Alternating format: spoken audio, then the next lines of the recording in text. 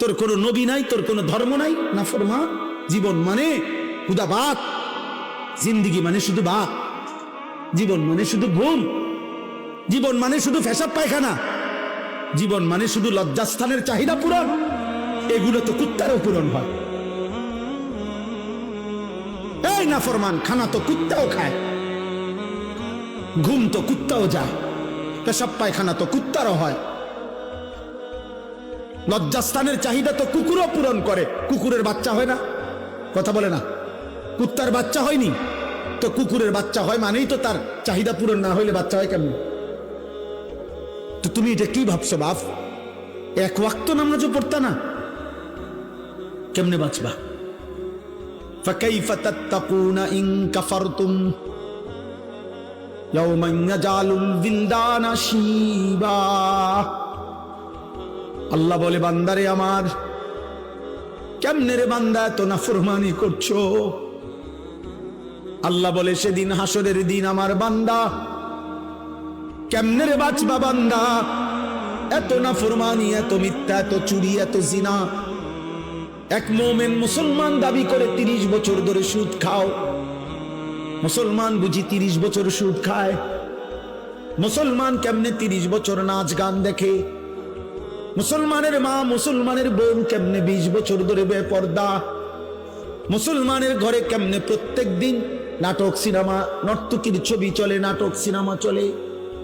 আল্লাহ বলেন, আমার বান্দা এই যে দিন রাত নাফরমানি করছো, ফাকাইফা তাত্তাকুন, ওই হাসরের দিন কেমনে বাঁচবা বান্দা?